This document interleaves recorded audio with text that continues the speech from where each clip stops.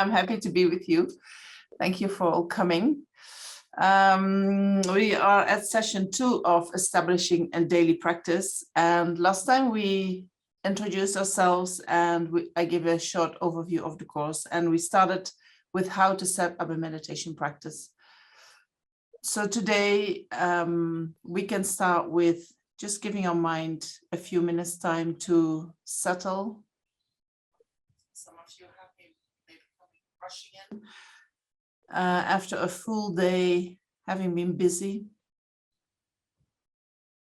And so that to collect all your energy that was so active today, and maybe in the mind it still hasn't concluded its activity. Try to visualize that energy and bring it to your body.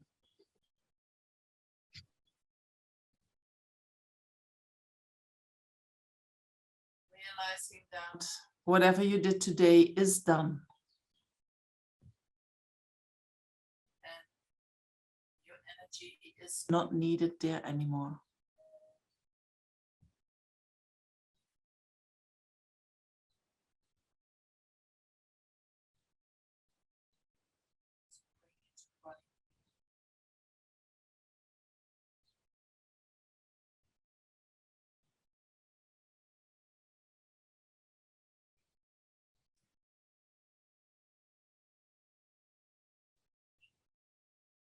And if there is any energy in your mind that is anxious about the future, whether that is tonight or tomorrow,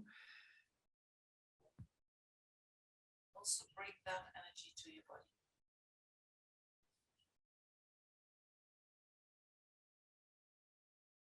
Being here tonight, fully present, is the best preparation for whatever is going to happen in your future.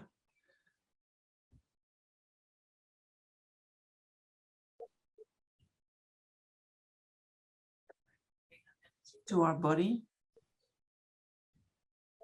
empower ourselves.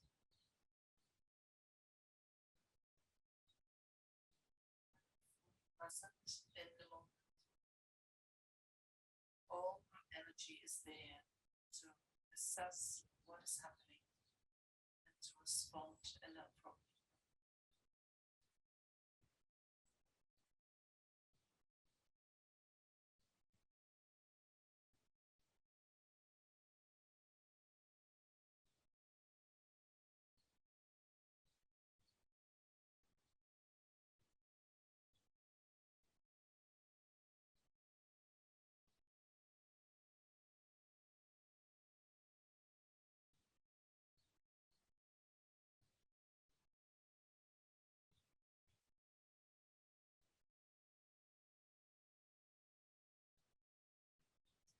And then we can set up a meditation. We will go later into an extensive Buddhism meditation. But now we can just think that whatever we're going to do here tonight, it's not just for our own benefit. It's not just for us to become more happy in this life. It is in order to develop our mind, to develop our wisdom and compassion. In order to realize our full potential.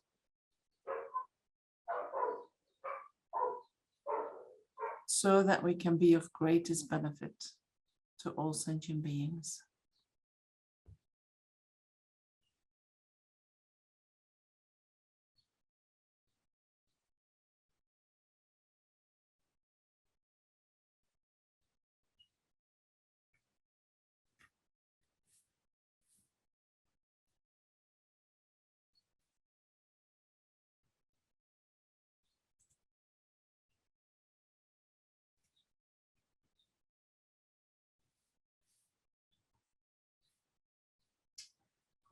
My audio is fading in and out.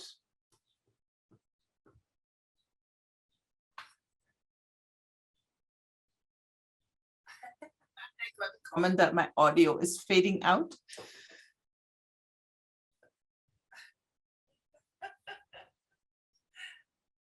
says, what are you saying? Can everybody hear me properly? Otherwise, we need to fix that first. Currently, I can hear you, but moments before, just seconds before, you were very low. Right. Now you're low. Now I'm low. I don't know what it is. If it is something from, let me try, and I'll use the camera that is connected to my. Oh, that's perfect. Is that better? Yes. Okay, then I'm gonna do that. I'll take that one away.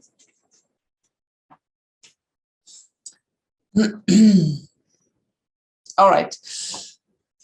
So last time we started with talking about setting up a meditation session, and in the Lhundrup text, we can find that a meditation session has a preparation, preparing for the meditation session, then the actual session, and then the conclusion of the session. And we started with the preparation of a meditation session. And in the Lhundrup, it talks about 6 preliminaries that we need to do in order to completely prepare, being ready for the meditation session.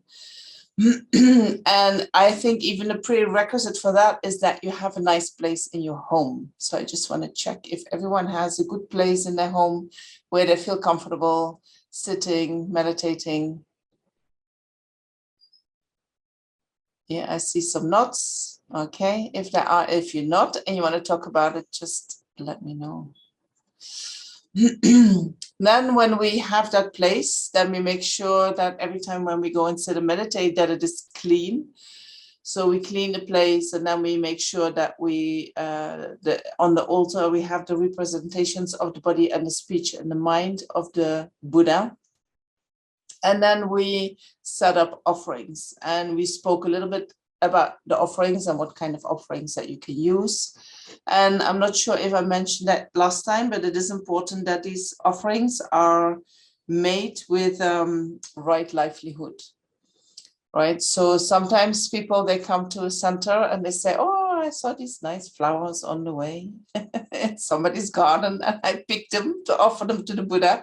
That's not right livelihood, right? Don't pick somebody else's flowers. Even in the communal space, you have to wonder if that is allowed or not. And also the way that you make your money, you have to be careful that you do it with without harming others. And whatever money comes from that, you can offer freely to the 3 jewels of refuge. And then when we have done that, the altar is ready, our place is ready, then we can sit down and adjust our meditation posture. And I think I only touched that slightly last time, right? I went through the points quite quickly when we were meditating, but I did not discuss that. Is that correct? Or maybe you're very familiar with it. But I'll go through that again, and maybe we check that to make sure that you that you find the right posture in your body. And I know that when you do Discovering Buddhism, there's quite a lot of homework, right? How are you guys with that? I asked you to read about Lama Zopa's advice on daily practice and to look into the daily practice options that you have in your readings and see if you are able to at least start with one of them, right? We're building up a practice. Maybe some of you already have a practice, then that's fine. But if you're setting up a practice, I just want to see if that was useful, or is there anything that we need to look at? Kodo is fine. Great. Thomas seems to nod. It sounds like a good nod. Aaron, you're good. I can't see Laureen, but I'm here. I do want to ask, I have a terrible cold right now, but I'm having a difficulty is setting up a daily practice because I live with my parents and they do not allow, they're very born again Christian and very against Buddhism. And so I can't do a lot. I can't have my Buddha. I had to take him to work and put him on my desk, which is great. You know, I have my candies in front of him and everything, but there's not a lot I can do in that space either. So any advice would be very helpful. Thank you. So if you cannot find a material representation, you can put them in your mind, right? You can visualize the Buddha to be there, even if he's not there. And you can, I don't know, can you sit with your eyes closed for 5 minutes? Usually. Uh-huh. So it really depends. I can close my door and everything and be on Zoom. So that's good, but I can't have anything out, and I have to keep the volume down because I don't want them to barge in and tell me off. So yeah, because if you sit in your room and you can close your door, you can also do some meditation, no? yes, I do meditation daily, sometimes several Yeah. times a day. Yeah. So that's wonderful. You know, you do what you can do, and if you cannot have a material representation, maybe you put it in your bag, or you sometimes take it out when you close your door, and then you put it back again. Or if that is even too much, then you just visualize in your mind. Okay, thank you. It's totally fine. So Aaron missed the first session, the text that was assigned for the homework. So you have some your student materials, and I asked, there is one material that is called the daily practice options. So there are 4 options for practice. The first one is the most short, and then it becomes more and more extensive. So I ask you to look at that and to start a practice as far as you feel comfortable doing it. Even if it is just the beginning of the practice, that you do that. And then there is one of these reading materials is Lama Zopa Rinpoche's advice for daily practice. So I ask you to read that, but that is quite in a very rich material. So we might read that again, maybe this week. And I ask you to read the chapter on the purpose of meditation from Wisdom Energy, a book from Lama Zopa Rinpoche and Lama Yeshe. And the only thing that I ask is, like, if you're going to set up a daily meditation practice, we need to start somewhere, right? So I said, at least sit down for 5 minutes, correct your posture, and focus on your breath, or just observe what is happening in the mind. 5 minutes a day to get the regular practice happening.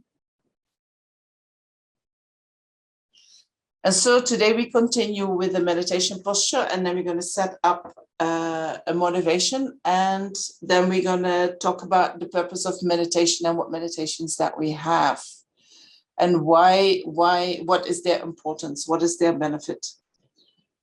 So with respect to the meditation posture, we always talk about the 7-point Vairocana meditation posture, right? And I'm sure that you heard many times about it. What we try to do is we try to bring our body in a posture that is completely suitable and supportive for the meditation. Sometimes we think, oh, I just have to sit straight and that's it, you know. But sitting straight, it's true, you need to sit straight, but how do you sit straight? What is happening in your muscles? What is happening in your bones? So we always talk about we need to find the middle way, right? And we talk about you need to sit straight but relaxed, which means that we want our bones to be in a certain posture so that our muscles can relax. So the alertness comes from having the bones in the right posture, and the relaxation comes from letting go any tension that is in the muscle that we do not need. So we have to make sure that we do not have to hold up our meditation posture with our muscles, you know, like, oh, I need to sit straight. This is not going to work. I need to completely relax. But in order to relax my muscles, I need my posture to be upright. So very important is the position of your pelvis. When that is tilted forward a little bit, you can feel that due to that movement, there is an uprising force through your spine that pushes up your spine naturally. And so when you try to find your posture, you're going to look for that place that you can either roll your pelvis a little bit backwards and forwards and feel where that moment is where your spine gets pushed up naturally, not from your muscles, but from, I don't know, it is just when these vertebrae go on top of each other, somehow we straighten up naturally. And so when you find that posture, you can feel like, oh, can I sit like that without too much effort? Or do I need to place something under my no, not my tailbone, the sitting bones? Maybe also the tailbone. That lifts you up a little bit so that your spine is straightened up naturally. And when you do that, you can let go of all the tension in your muscle, in your shoulders, but also the muscles along your spine. You can relax these. And so you can do that sitting either on a cushion or you can sit on a chair, whatever is most comfortable for you. But try to find that middle, right? And when you have that, then you can put your hands in the meditation posture, which is that you put your right hand on top of the left and the thumbs slightly touching each other. And you put that, the side of your hands, your index finger is forefinger width beneath your navel. You know, for most people, that is just on your lap. That is just, and so you make this triangle. And that triangle is representing our inner fire. And the seat of that inner fire is forefinger width beneath your navel. In the beginning, it can be not so easy to hold your hands like that. You know, you feel like, oh, it feels so forced and it feels so, you know, you have to put some energy in that. But you can create a habit of having your hands there. And then the more you get used to it, the more you can relax into that. However, if it makes you really tense, you know, you can also just put your hands in your lap or you can put them on your thighs. But once you put them down, I would say leave them there during your meditation. Don't keep your hands moving around. Right? Try to create that habit. So then we have our back in the right position. We have our hands in the right position. And then we tilt our head a little bit forward. And you can do that by visualizing that you have a hook here on your head and the Buddhas are pulling you up.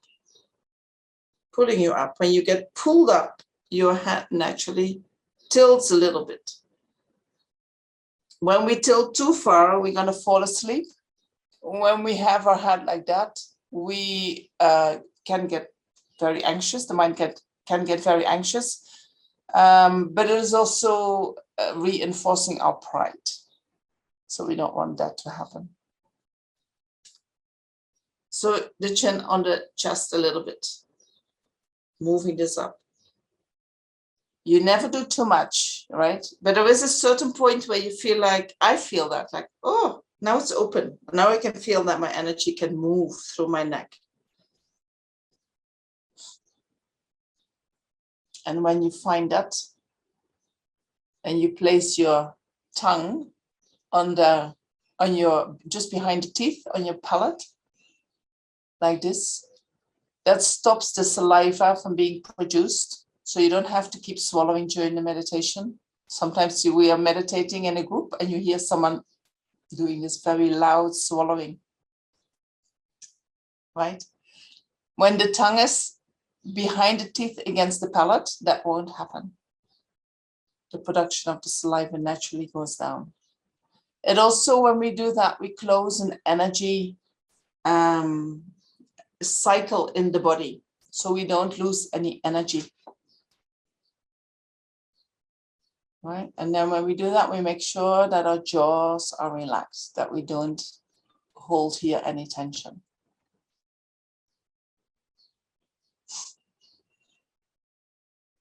The lips, we don't have to hold them tight. You know, they might be a little bit loose so that a little bit of air can go in and out.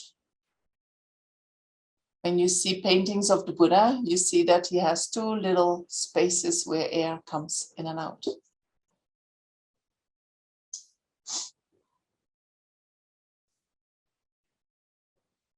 So the shoulders are relaxed, the head is a little bit bent forward, and then the eyes, we say the eyes are half closed, half opened. But also here we have to find the middle. When we open the eyes too much, then the mind gets agitated by the light, and the mind gets very easily distracted. When we close the eyes too much, we might fall asleep. And so what we want to do is we want to have the mind drawn inward, but at the same time that it is awake. So to let the mind go inward, we close the eyes, and to make sure that we don't fall asleep, we open them a tiny little bit. And so that is in general the meditation posture. But every time when we meditate, our body has changed, our mind has changed, which means that we need to look for that posture that is working best today. Right? Don't think, oh, I know the posture, I do like this, and then done. Right? You need to feel the posture, you need to experience the posture, you need to check the posture. Is my back straightening up naturally? Can I relax my muscles? How is my head? How are my jaws? How are my teeth? Every time you go through all the points, and you try to feel that you find exactly that place where your body is in the middle, between not being too tight, not being too loose, not being close too much, not being open too much. When you do that, you can do that a few times. You go through the body, through these points a few times. Then your meditation posture becomes very nice. It becomes like, we give the energy in the body the opportunity to start moving. And when that energy starts moving, it is so much easier to connect with a more subtle mind. And that is the mind that we need for the meditation. Okay, so never take your meditation posture for granted. Every time be curious. Oh, how is it today? Where is my body today? Sometimes we have complaints in the body. We need some adjustments in our posture. Maybe sometimes a particular area needs extra attention.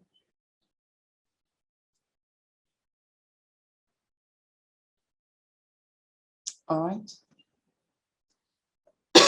And then if we do that a few times going through the body, that means we focus the mind on the body, which means that the mind automatically comes to the present moment. Right? Often when we start meditating, you hear the meditation leader say, bring your mind to the present moment. But when we bring the mind to the body, the mind automatically comes to the present moment, because the body is always in the present moment. Right? So when you check what you're feeling, you bring your mind to the present moment. Right? And so then you can go through the body a couple of times. And by doing that, you will see that your mind naturally starts to calm down. The anxiety, maybe even the sleepiness naturally start to disappear. Because of two reasons. One, the body is a proper vessel to support that meditation and that calm mind. And the second is that by bringing your attention to the body, you stop the delusions. You stop the attachment that is behind the anxiety.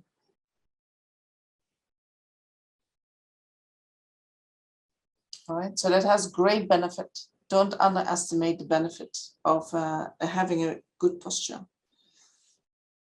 Then the mind naturally calms down, and then we can say, okay, now I'm going to focus for a couple of minutes on my breath, just to settle even deeper. When we're focused on the body, that is a more coarse focus than when we focus on the breath. And when we meditate, we want to make the mind a little bit more subtle. So bringing the attention from the body to the breath is helpful in that. Bringing the attention, first we go around in the body, and then we settle the attention on the breath, right? Which means we focus on one specific object. We don't let the mind move around. We need to give the mind some time for that, right? You can't go from nothing straight into a focusing appointedly, maybe when you are a very realized meditator. But when we give the mind some time to come to the body, and when we feel, okay, now it feels like it is calming down, then you focus on one point. And with respect to the breath, we can choose whether we focus on the movements of our abdomen. Every time when we breathe in, the abdomen will expand, and when we breathe out, the abdomen will become more flat. So you can focus on that movement.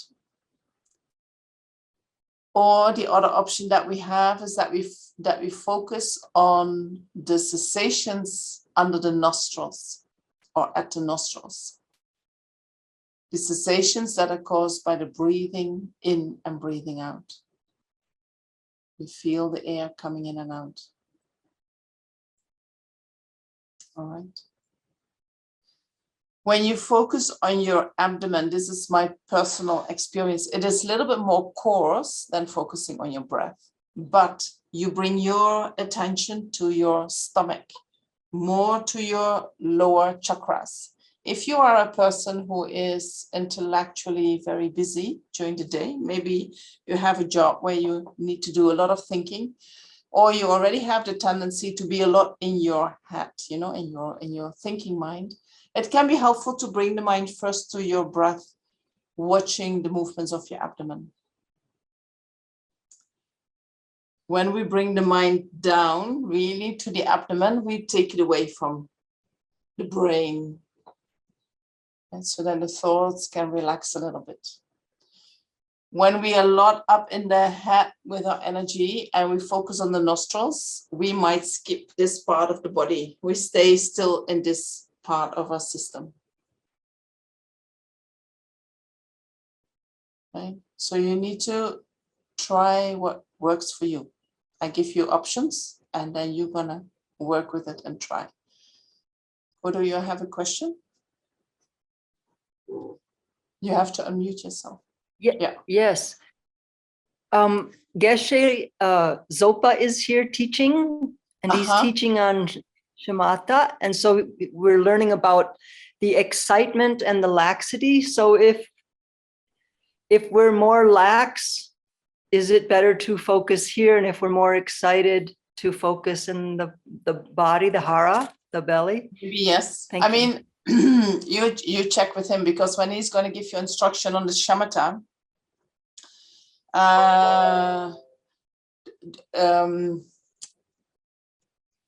when he's giving you instructions on the shamatha, he is normally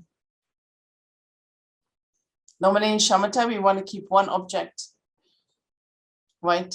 And the focusing on the breath, we can actually achieve shamatha with focusing on the breath. So if that is his object, you follow his instruction, you know. And with a shamatha, you want to have a more subtle mind, so you would like to go to your nostrils, but I think you can also do it with the movements of your abdomen. I think Lama Tsongkhapa says that you can achieve shamatha by focusing on the breath. I will check with him. Maybe you're right. Maybe you're right. But this is my experience, right? This last thing about bringing your energy more down is not, I haven't seen that in the text, and I haven't heard that from a Tibetan teacher. But as a Westerner, I know we are so up here, you know, and then when I do it myself, I feel much more benefit when I first start with my abdomen.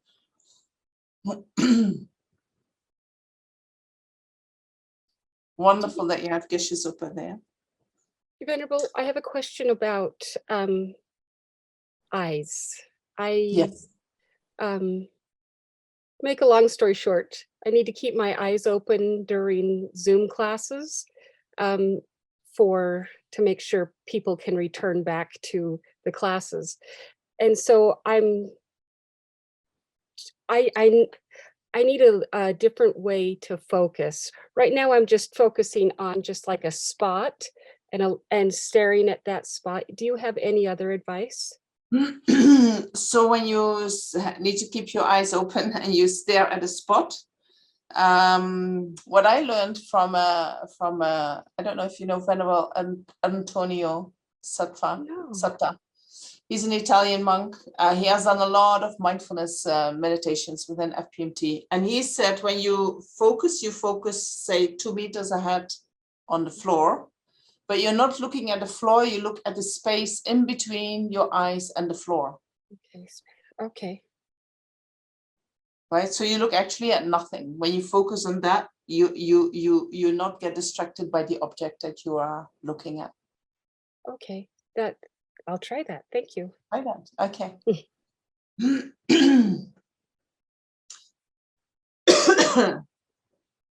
And so once we have done that, everyone okay with the posture and the breathing meditation? Then I go to the motivation, right? Then we set up a motivation.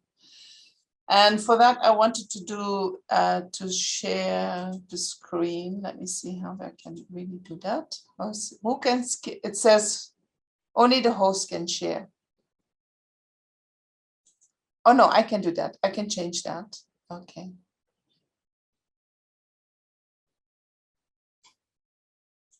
Okay, let me try and. Okay. So this is from the daily meditation practice from Lama Zopa Rinpoche, with a nice picture of Guru Shakyamuni Buddha. You can find this meditation on the FPMT shop, or I could send it to Venerable Lhundrup, and he can put it maybe on the list. I'm not sure if it is. I don't think it is completely in there. So this is the meditation that Lama Zopa gives as a way to set up our motivation. And he starts with saying, how extremely I am that I have not died yet. And so when we think about that, oh, I have not died yet, what does that imply? You know, what are we actually meditating upon? Do you know, if you think about the Lamrim topics?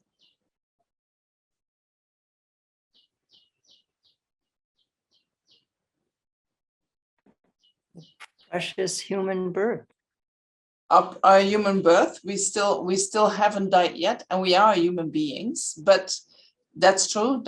And then it also means that we haven't died yet, means that one day we're going to die. Right? So death is certain. One day we're going to die. And if we look into our own mind, often we believe that, yeah, I mean, intellectually, we know we're not going to die. We are going to die, but emotionally, we feel like, no, I'm not going to die. I will live forever. Emotionally, we have this feeling that we are living forever, that there's not going to be an end to our life. True? I mean, it sounds opposite to reality, and it is opposite to reality, but if we really check how we live life, you know, the Lamas say, if we observe how the Westerners are living life, is as if you want to live forever. There is no contemplation that we're going to die. Anyway, so we start our setting up the motivation with a thought, death is certain, but today I haven't died yet. And I'm especially lucky that my death didn't happen last night, which means that the moment of death is not certain. It can happen at any time.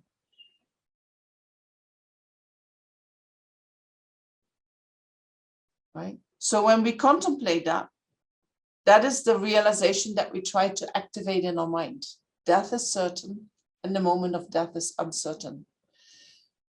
So how wonderful and fortunate it is that today I'm still a human being, a state that is extremely rare. And so at the state of being a human being, I don't know, I'm just telling you from what I feel, right? I always think it's so natural to be a human being. How can I not be a human being? Of course, I'm a human being. But if we think about the 6 realms and about, the how many animals, for instance, there are in the animal realm, and if then we think the predator beings in the realm of the hungry ghost, there were so many more than the animals, and then the hell beings, there are so many more than the hungry ghosts. If we really think about that, then to be a human being compared to the number of sentient beings is actually very rare.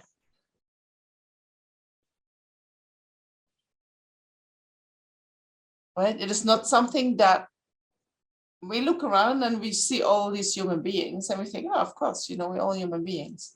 But if we start to reflect on that, we're not the only type of beings, and there are many beings that we cannot see, and their number is much vaster than the amount of human beings, then we start to realize, oh, to have a human rebirth itself is very, very rare.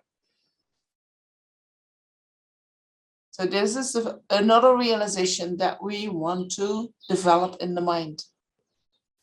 And that is not all, but I have a perfect human body, which is also extremely rare. So if we think about what is that, a perfect human body, so within the being born as a human being, not everyone has a perfect human body. A perfect human body means that we have the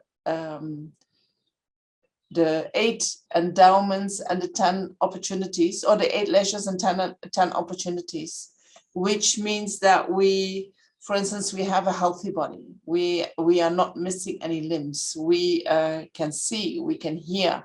Very important to be in contact with the teachings. Not only that, we have met the teaching. We are born in a time that the Buddha appeared. We are born in a land where there is the Dharma available. We are born in a place where we can meet the Sangha. So we go to the text in the Lhundrup on the precious human rebirth, and we're going to think about all these qualities of our human existence. And then we think, how many people in the world have these conditions coming together in their human rebirth? And how many people meet the teachings? Not many, no? If we think about our environment, how many people are there that know Buddhist teachings, have met the Buddha teachings, then have faith in the teachings of the Buddha, have met a teacher that they can approach and receive teachings from, ask questions? Very few people. And then even if people are interested, do they have time? Do they have the money? Do they have the support from their environment to come to these teachings? So for us, it feels like, I'll just go to the teachings, and I just decide that, as if it is normal, as if it is, we take it for granted. But if we start thinking about our own conditions, it's so rare, and the more you realize that, the less you're going to postpone, like, oh yeah, I can do that tomorrow. Oh, I'll do that next year. Yeah. We never know when this opportunity from today comes back. Maybe never. The conditions that we find today, all coming together, they might tomorrow not be there. So we need to take it today. So in order to deepen this meditation, you can imagine that when you start reading the Lhundrup and you start understanding these 8 leisures and 10 opportunities, that when you read, I'm still a human being, is stated as extremely rare, and I have a perfect human body. You can call that to mind. You can call the meaning to mind. And the more you understand the meaning, the more juicy your meditation is going to be. The more juicy your motivation is going to be.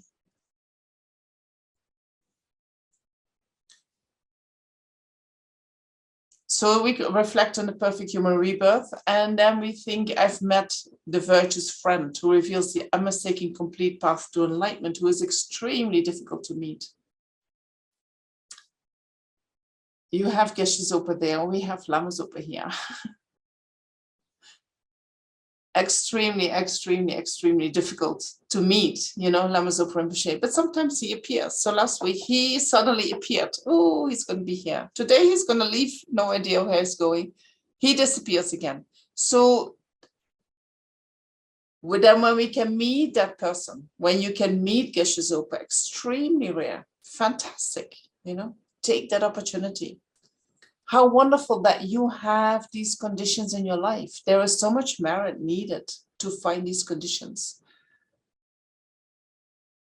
And then you also met the Buddha Dharma, which is also extremely difficult to meet. You know, even if you go to a shop and you see a book about the Buddha or about the Dharma and you take it, you are interested. Very rare. Very rare. Means that you have imprints. And so thinking, so I have met all these extraordinary, fortunate circumstances. I should not waste my life in any way. So as I just said, all these causes and conditions are coming together in this life. When will that happen again? How big is the chance that everything comes back again in this way? One Lama once said, if you have all these conditions coming together and you do not use them to practice Dharma, what else do you need before you say, and now I'm going to do it?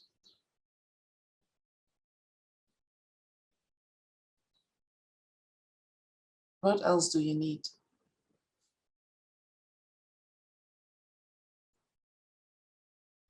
The only thing that's coming to my mind is courage to step into the path, step onto the path. Yeah, and so when you say, what else do I need? You know, if I don't do it now, how do I know that this is going to come back? You don't, right? This might be the only opportunity you have. This might be the only opportunity you have where everything is so perfectly coming together. And what if this is the only opportunity and then many, many, many lifetimes it's not there anymore? You know, then you might say, okay, I'll do it. I'll do it.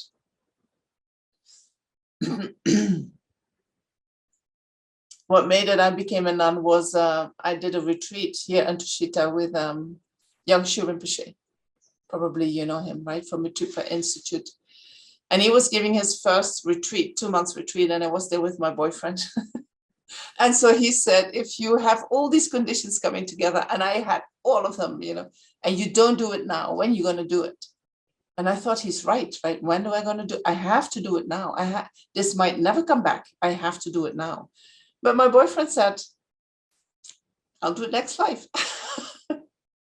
And I thought, how do you know next life? If you don't do it now, if you don't use your human body with all these fortunate circumstances to practice the Dharma, how do you know you will receive another human rebirth, right? Because you only use it to enjoy samsara. You only use it to create causes for suffering. How do you know you're going to have another human rebirth with all these conditions that are coming together? What are the causes for that is going to happen? You're not creating them, right? So we need to keep creating the causes that we keep meeting the Dharma again and again and again. Right? Sorry, Xela did it. I let him in. So for me, I got some courage from that. If I don't do it now, I had a feeling it's not going to come back. You know, I even have the feeling degenerate times is so strong, it's going so fast. The delusions are becoming so quickly bigger, bigger, bigger in the mind of human beings. I even wonder, do we still have the Dharma next life? Even if we're going to be born as a human being, are we still going to meet the Dharma?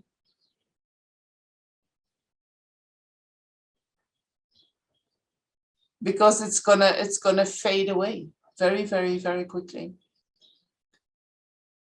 And Shakyamuni Buddha is one of the only, so I'll give you some ideas for the courage. Shakyamuni Buddha is the only Buddha who is teaching so extensively on the Sutra and the Tantra path, especially the Tantra path. This will not be done by any future Buddhas.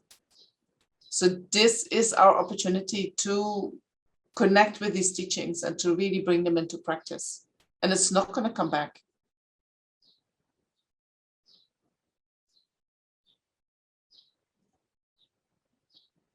I don't know. Jump. What do you have to lose? What do you have to lose? What are you scared of? Maybe losing yourself.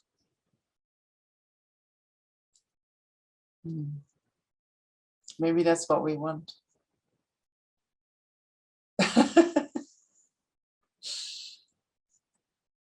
Think about it. So then it says in the meditation, since I have met all these extraordinary fortunate circumstances, I should not waste my life in any way. I should make my life as useful as possible for the infinite mother sentient beings.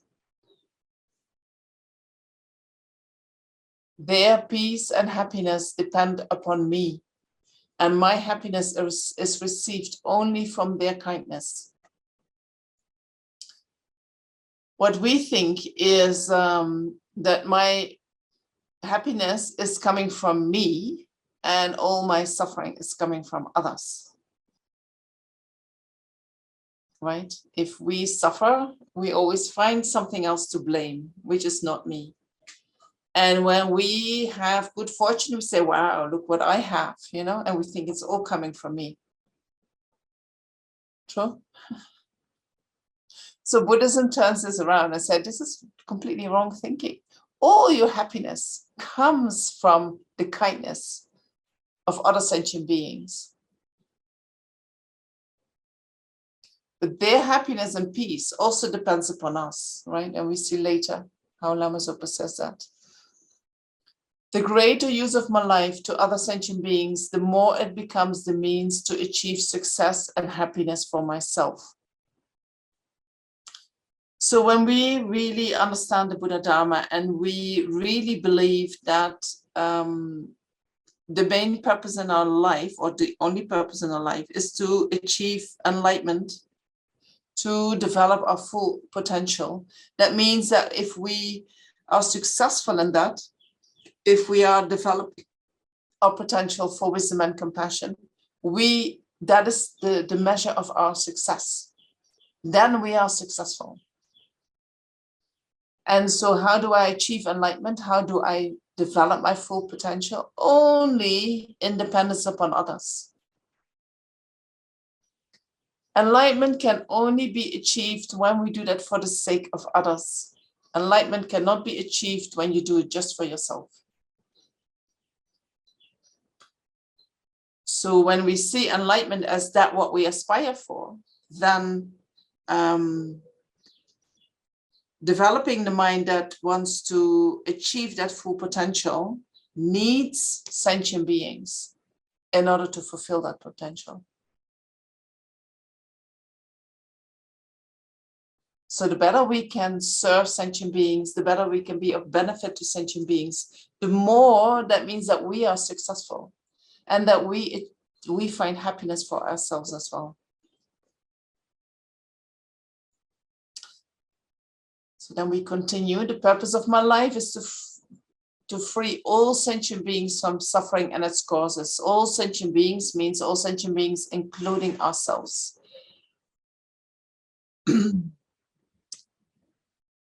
And what is the cause for suffering? What causes us to suffer? That is negative karma and disturbing thoughts. So we want to free sentient beings from that. We want to free ourselves from that. And then when we know how to do that, we will share that with others so that others also become free from their suffering and the causes of suffering.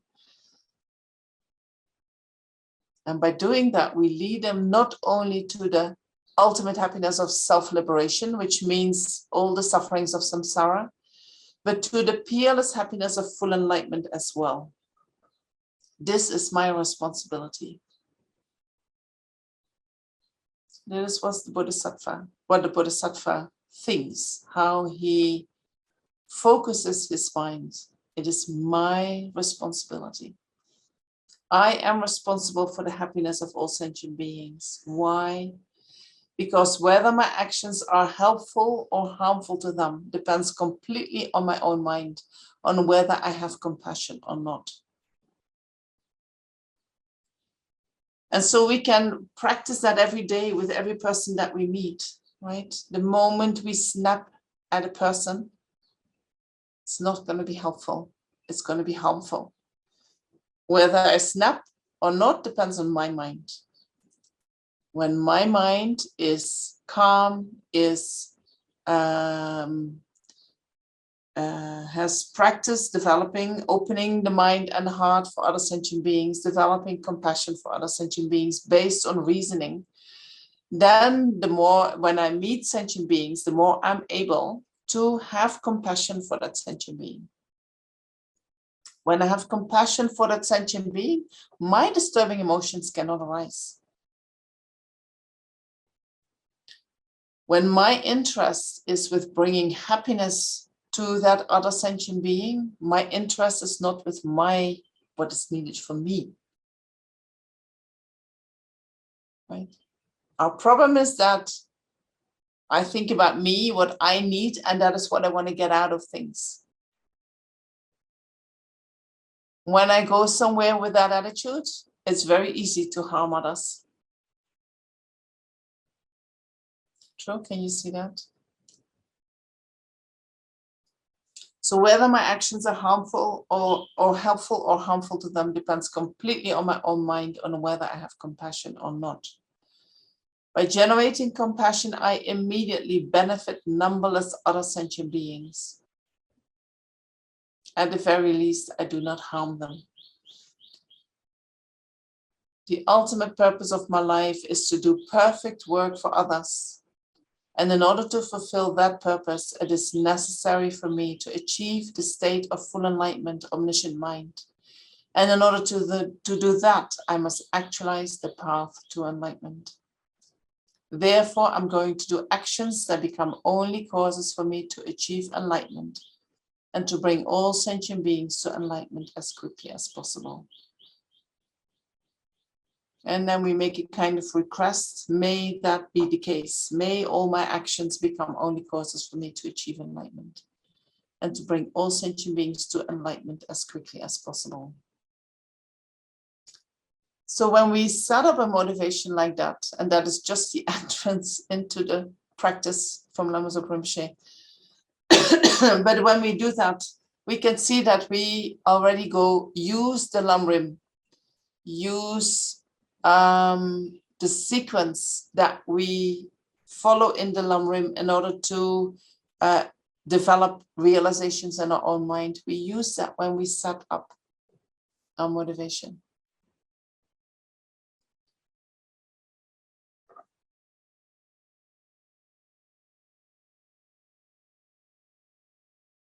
Are there any questions about this?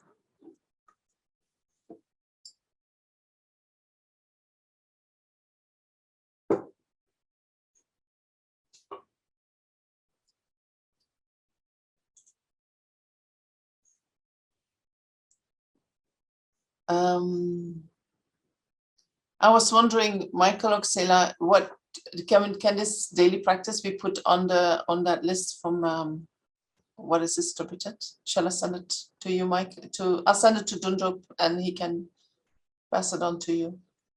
Okay. Yes, he'll do that. Great. Yeah, he'll add it to the course materials on the page. It says course materials, and he'll add it to that. Great, fantastic, fantastic. So what I would like to ask you is we do this 5 minutes meditation, then to add setting the motivation to that. At least set the motivation at the beginning of the day. all right, as your practice.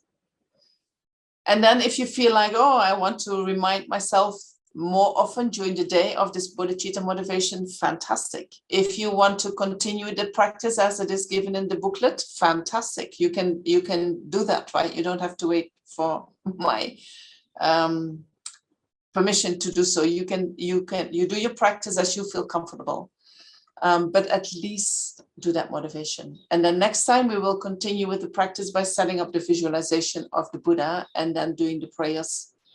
And then see how the prayers are related to the stages of the practice that we find in the Lhundrup.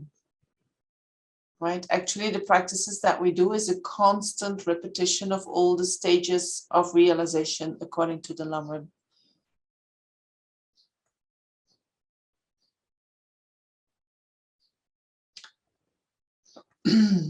So we are halfway, right? I need to stop 10 minutes before. Is that true? Yeah, I mean, I'm happy to do that. I'm also happy to continue, but I don't want to take away people's opportunity to do the Vajrasattva practice at night. 5 minutes is all we need. 5 minutes is all you need. I thought maybe I had given you too short time last time. But I was wondering if we can, what I would like to do the rest of the session, at the end we will have a meditation, but to look into the different types of meditation that we have and why we meditate and how we build that up, right? So what I would like you to do that we meet in a little group, or how would you feel about that if we make 2 little groups? And I give you maybe 5 minutes time to talk about the relationship between study and practice. You know, is there a relationship? Sometimes, you know, I meet nuns and they say, oh, you studied? No, I don't like studying. I like to practice.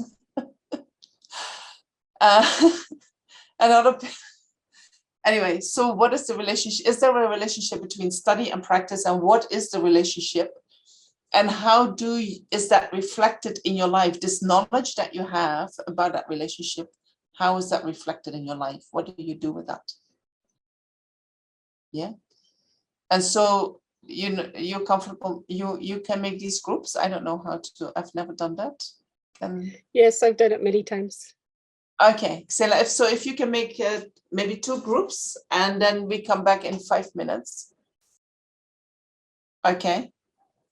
Just to make it a little bit more accessible, because we can get overwhelmed by all these prayers, you know, oh my gosh, and the recitation, and you don't really get it, and what are you doing? And it takes so much time. And so do something that moves your heart, you know. So when you sit with that motivation and that's the only thing you do and you get some movement in your heart, you have done fantastic. All right. So the relationship between study and meditation, you know, in Buddhism, we speak about, we want to develop 3 types of wisdom. We want to develop the wisdom of hearing, the wisdom of reflection, and then the wisdom of meditation. Right? So we say, oh, some people say, I really like to meditate. I don't like to study. But what are you meditating upon if you don't study, right? How do you know what to meditate upon if you don't study? Some people say, I just like to study, but the practice, you know. But so if you like to study, then how do you gonna let that knowledge that you gain from the study sink deeper into your mind? Right? So these are the questions that I would have.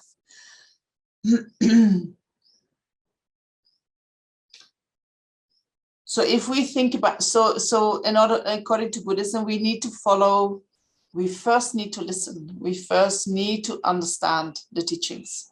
Then we need to think about them. Is that really true? Is that true for me? Where is my resistance to this? Where is my disbelief? Then investigate further. What is really true? And then so we clear our mind with knowledge. And then when the knowledge becomes more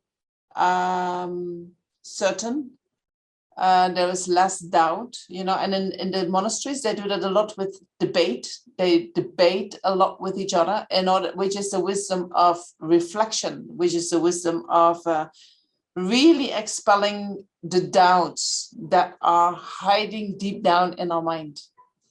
And only once we get more conviction about the teachings, then we bring it in meditation and we try to let it merge deeper into our heart so that it really transforms not just our super way of thinking, but the thinking that is connected to deep-seated beliefs. The thinking that if we look into our own thinking and if we see what motivates our thinking, we think, oh, we are logical, we are reasonable. But if we really check, we are very emotional beings. Our thinking is determined by what we're feeling. Right? We feel something and then we react to that and then we think independence of that. That is emotional thinking. And often the thinking justifies our reaction, tells us that we are right with doing what we are doing.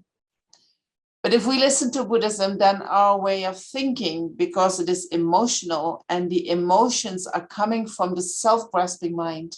And the self-grasping mind, the mind is a mind that sees reality or the nature of reality in the totally opposite way as that it exists in actuality. So when our thinking works and it is based on that, on the disturbing emotions or on our reactive mind, on our emotional mind, which is based on the self-grasping mind, there is actually no logic at all there. Not based on reality at all. Right? We need to know that. We think we are reasonable people, but once you start to really investigate, we might not be as reasonable as we believe we are. And so when we first listen to the teachings, we get a good understanding and we listen again and again and again, because these deep-seated beliefs and conceptions that we hold to be true, we need to turn them around. And that takes time, right? So you need to hear it again and again and again and again. We believe that we can find happiness in samsara. If we just do the right thing, we find happiness, right? If I drink the right coffee, I find happiness. If I find the right chocolate, I find happiness. If I find the right person to share my life with, I find happiness. We believe I can find happiness if I do the right thing. But the first noble truth of the Buddha was life is in the nature of suffering.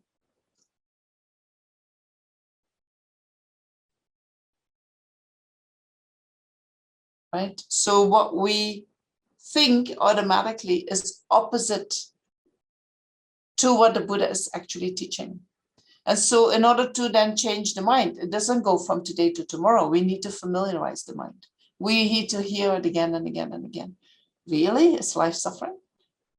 And then we observe, I'm still thinking life is happiness. I'm still running after my happiness. And then I need to hear it again, especially from realized beings. Life is in the nature of suffering. It's not that bad, right? If we just meet the right people and do the right things, it's not that bad. It's quite happy, right?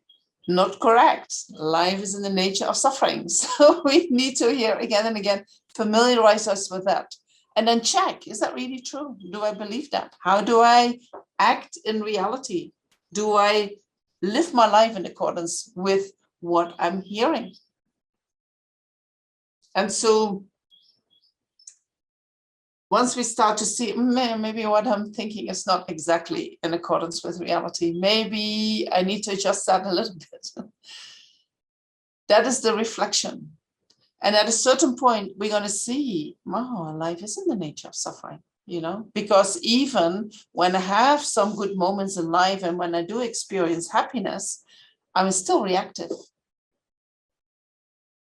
And I'm still holding on to that happiness. I want that happiness to come again and again. And when displeasure comes, I still don't know what to do with that. And I hate it and I don't want it and I run away from it. the fact that I do that, so the moment my conditions are not that great, suffering is right there again. And the suffering, the way I experience it, is like I still get upset. I had such a good life. I finally found a way to be quite happy. And now there is a suffering again. How is that possible?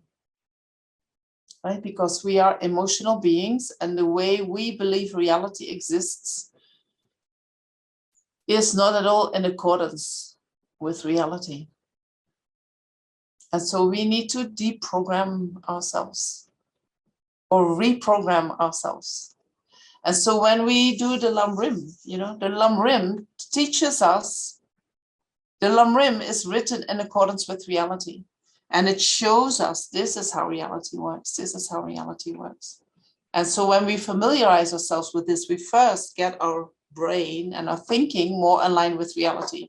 And then with the reflection, we're going to look into, oh, yeah, you say that you believe it, but do you really believe it? And I'm going to challenge you. And this is what they do on the debate ground. I'm going to challenge you in what you're saying. Do you really believe that? And I'm going to look for contradictions in what you're saying. And then when I find the contradictions, then you can find concepts in your own mind like, oh, yeah, I thought I believed that, but then deep down inside, there is something that is contradictory to that. So I need to reconcile that. And so then when we have clarified our mind on a deeper level with that reflection, then we can say, okay, this is how it is. And I'm going to meditate on that.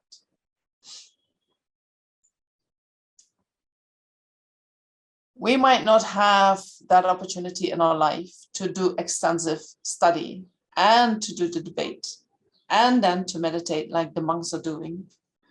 But we can do it as good as we can. Right? One of my teachers, he said, in the basic program, we studied the Lhundrup, right? I think at Jamyang we did it more than a year. Lhundrup, only Lhundrup. And he said at the beginning, people think Lhundrup is easy, but Lhundrup is difficult.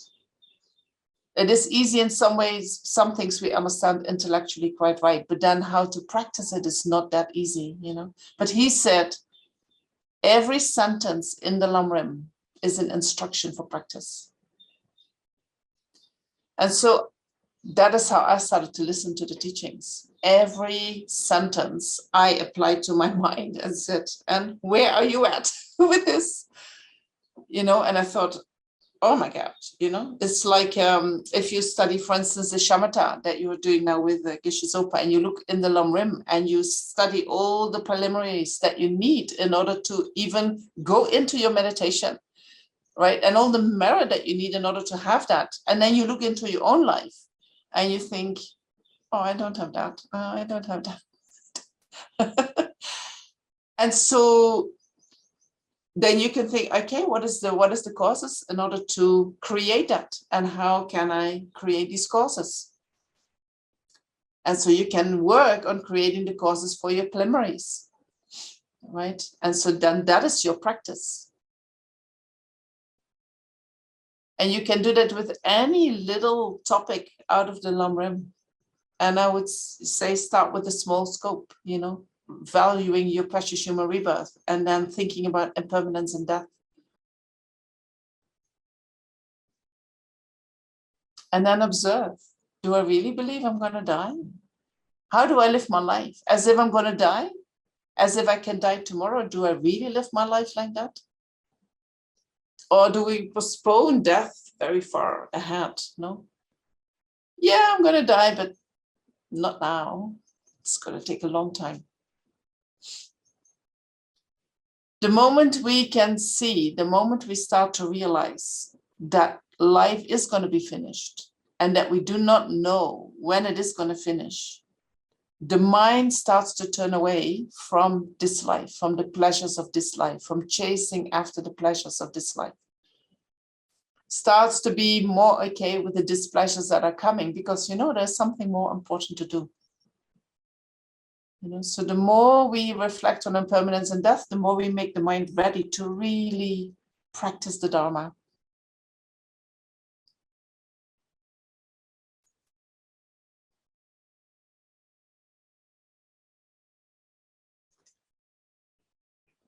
Any questions about this?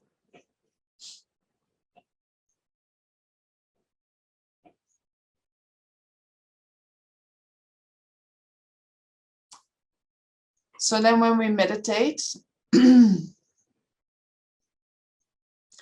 we have two types of meditation that we can use. We have the concentration meditation or the single pointed meditation. That eventually, when we develop that, leads to the shamatha or the samadhi. And we have the analytical meditation, where we reason, where we follow logic and reasoning. With our Western mind, analytical meditation can be very difficult, especially in the beginning. You know, there are already so many thoughts in our mind, and we have to start doing more thinking. We actually want to get out of that mind, right? So sometimes we prefer more the concentration meditation in order to lessen these disturbing emotions. Then we feel more peaceful. If we, on the basis of having a disturbed mind, start to think about Lhundrup topics, we feel like I'm just disturbing my mind more. It's not going to give me anything. Sure. And I can fully understand that. And I was in that position as well. I don't feel I'm too much in that now, but I'm trying to think, how did I address that? So the way that we are thinking at the moment is based on the disturbing emotions. It is based on the self-grasping mind. And we feel that all that thinking is a burden that we want to be free of. And yes, that is the burden that we want to be free of. The thinking based on the disturbing emotions. So how do we get free of that burden that is based on the disturbing emotions, that is based on the self-grasping mind? Is by understanding that the self-grasping mind is not in line with reality. It's actually completely opposite to reality, holding on to things completely opposite to how reality is. And on the basis of that, we have the disturbing emotions, which are influenced by that mind. So also the disturbing emotions are opposing reality. So we need to somehow talk to that mind and say, what you are doing is not real. You know, what you are doing is not in line with reality. You are a complete fantasy, which has no logic to it. But then to show that to your delusions, you need to have some kind of logic and say, this is how it actually is.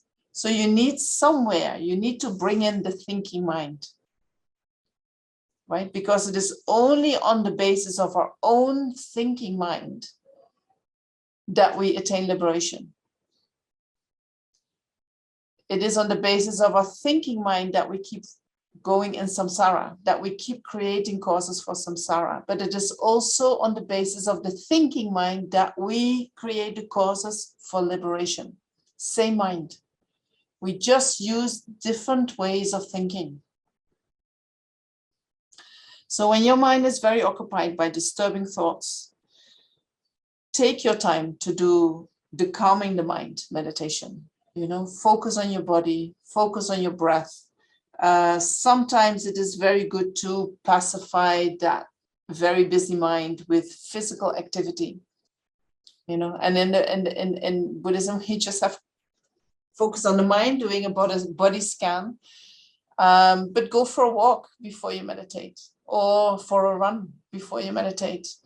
Do some yoga before you meditate, you know, so that physical energy that is not used and that mental energy that is overused, that there becomes some balance. Then do your calming the mind meditation, and then start doing analytical meditation. And if you're not ready for analytical meditation, do some study. Read the Lhundrup.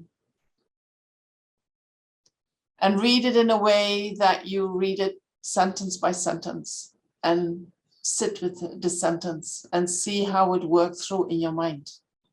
You know, meditation doesn't mean that I have to sit and I have to close my eyes and I have to do all the thinking myself. You can also sit with a book on your lap and you read, you know, and you read 2-3 sentences and you think, what is this Lama saying? That's also analytical meditation.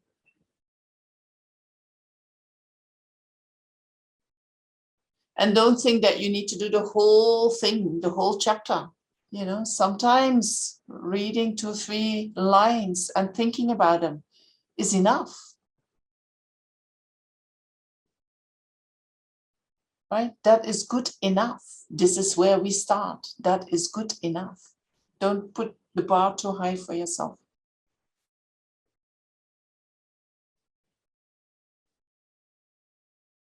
All right. So next time I'll go a little bit more into the analytical meditation and the concentration meditation and what these two are doing specific. You know it, you know, but what I do, but why we need both of them and what kind of qualities they help us develop in the mind.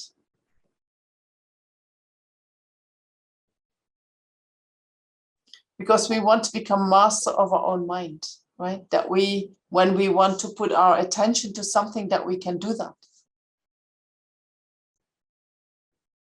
Often we feel like I need to do this, but I want to do that.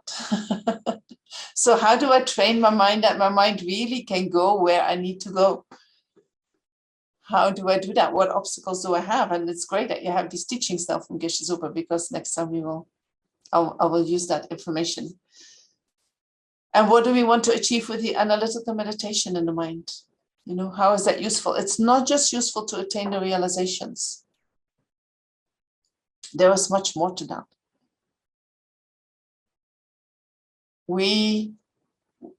You know, I think analytical meditations helps us to create flexibility in the mind. And not just in the mind, but then also as a person, we become more flexible, less rigid, less building up like, but this is my principle, this is my belief, you know, you become flexible. Or you believe like that, I can accommodate you. Because we are living with so many people in this world and everyone has different ideas. If I can somehow, if I develop the flexibility that I can understand all these viewpoints, can you imagine how helpful that is? Even if I know nothing, but if my mind is flexible and I can allow all these people to be there with their different ideas and I have no reaction to that, isn't that, I think that is already fantastic. Right? So this is what we also develop when we develop analytical meditations.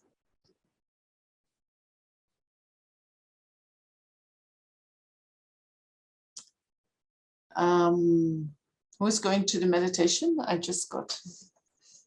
think I should go to the meditation. So as homework, we already talked about that. Do the motivation. So you do the preliminaries as far as we have done them, and then set the motivation. And if you feel like I want to skip the prayers, I just want to do some mantras, fine. You know, if you want to do prayers, is also fine. If you want to do the oops, I'm having my light is disappearing here. Power cut. But I still have internet, right? You're still there? Yeah. So when you do the mantras, you visualize like a little bit of light coming into you, right? You don't have to visualize the whole Buddha, but visualize light coming into you as much as you can. Don't you just repeat the mantra. Try to feel that actually something is happening when you do that. Something is moving your mind. All right. And the next time we will continue with the visualization of Shakyamuni Buddha and talking about the analytical and the concentration meditation and how We need both in order to achieve our goals.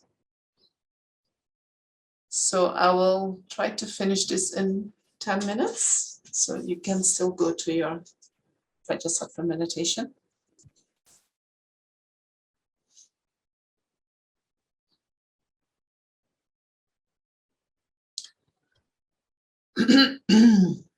So bring your mind to your body and let go of all the information that you just received.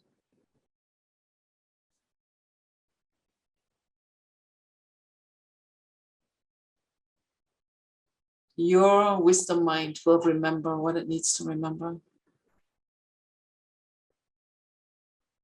And if you don't, you can always watch back.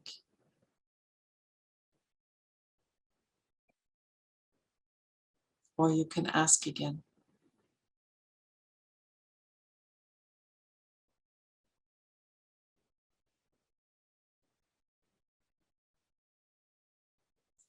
And maybe it helps you to take a few deep breaths.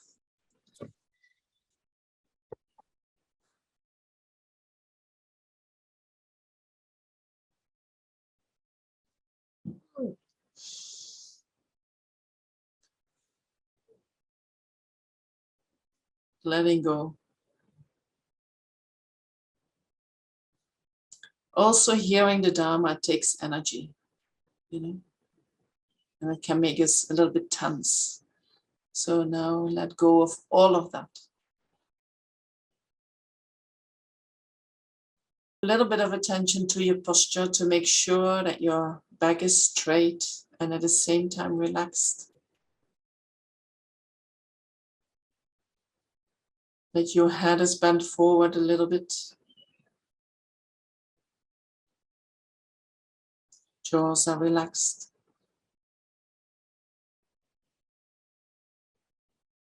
Your tongue is touching the palate, just behind the teeth.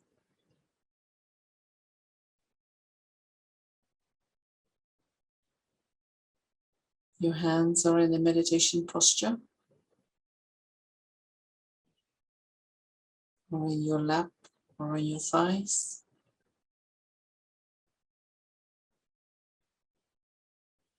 And your eyes are half closed, half opened.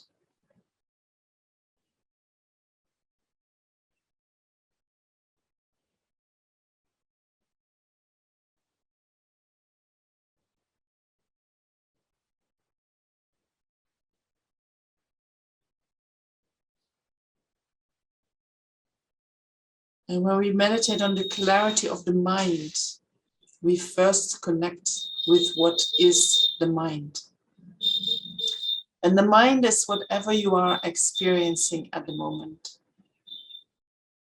Sensations in your body, your thoughts, your feelings, your perceptions of sounds.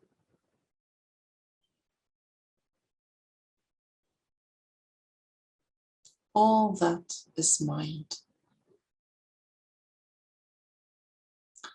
Even the one who is observing all these sensations and feelings and thoughts, that is also mind.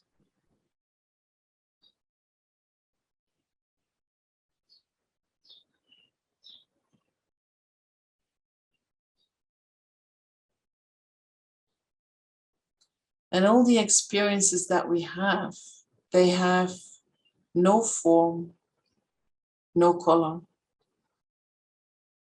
We can't see them, we can't touch them. They are like space.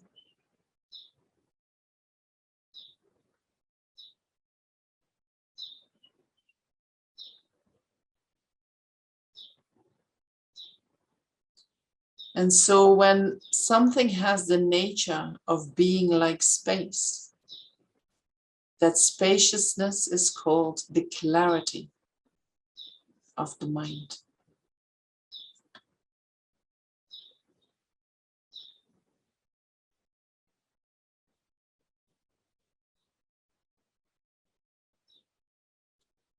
And so when you observe your feelings and your thoughts, your perceptions, your reactions, try to see their spacious aspect, their spacious nature.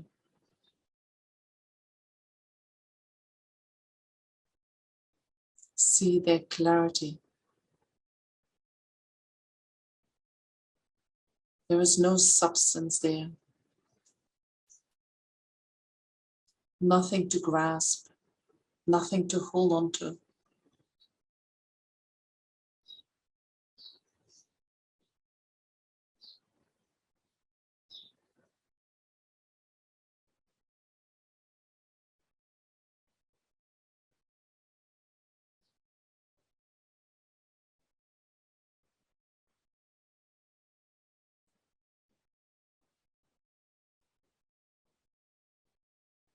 And if it is difficult to see that spacious aspect, you can imagine that you are lying on a hilltop and staring at a sky that is completely free of clouds, that blue, vast sky.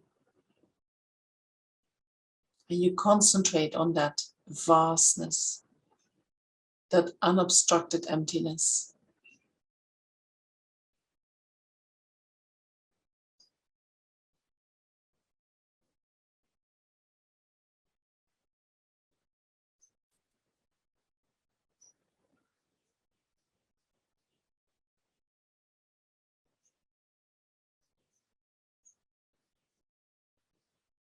And then imagine that that vastness, that emptiness flows down and embraces you and your surroundings.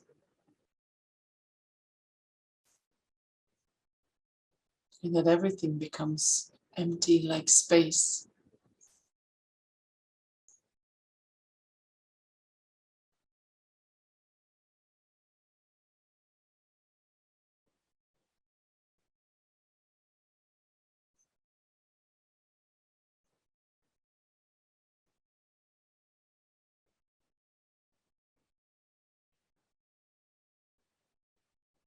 Hold that experience. Feel that the nature of your mind is like this clear, empty space.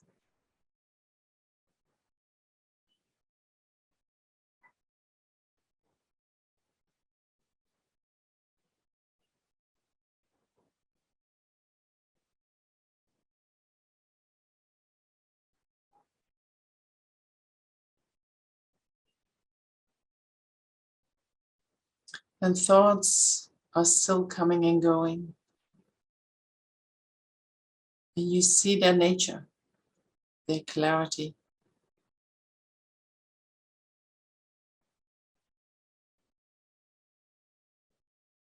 They're like space. Nothing real there.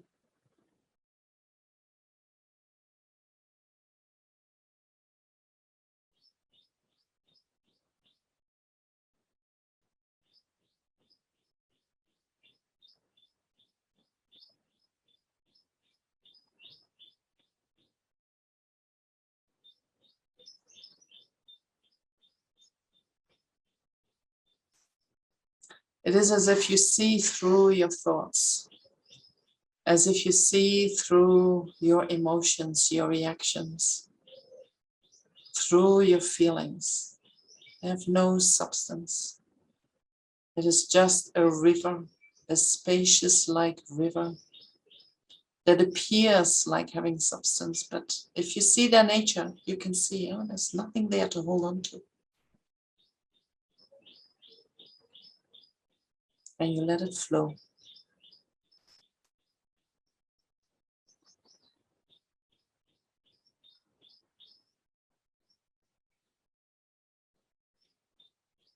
And when you can let it flow,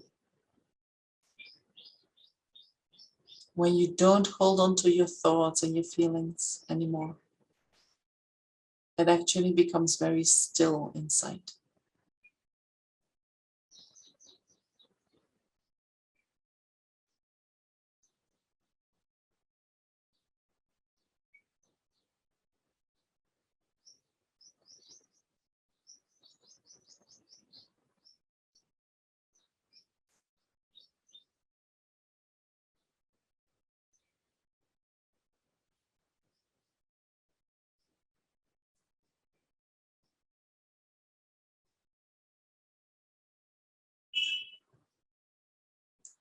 And know that that spacious aspect of your thoughts and feelings is always there.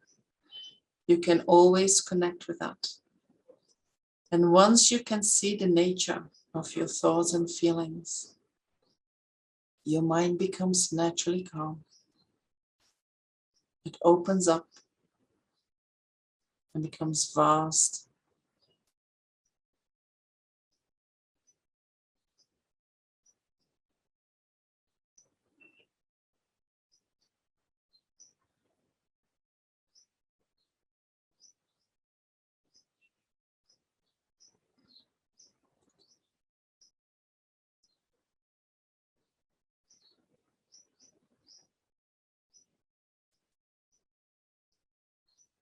So try to reconnect with that spacious aspect this week, whether that is every day in a formal meditation, whether that is sometimes, whether that is during the day, during activities, whether that is when you feel a bit uptight and overwhelmed by your own thoughts.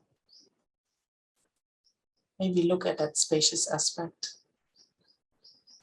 and see that there is no reality in the thoughts itself.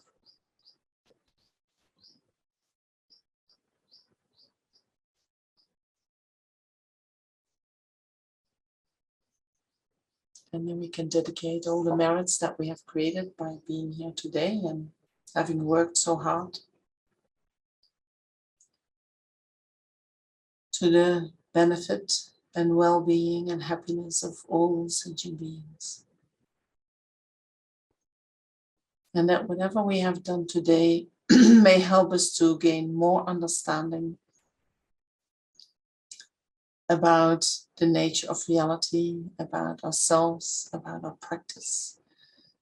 And that it becomes a cause for us to practice more and more at developing our wisdom mind, developing our compassionate mind,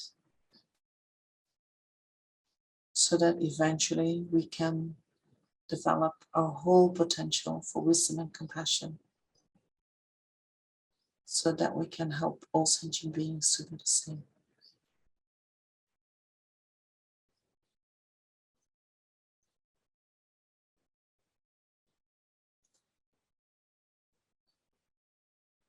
Thank you so much.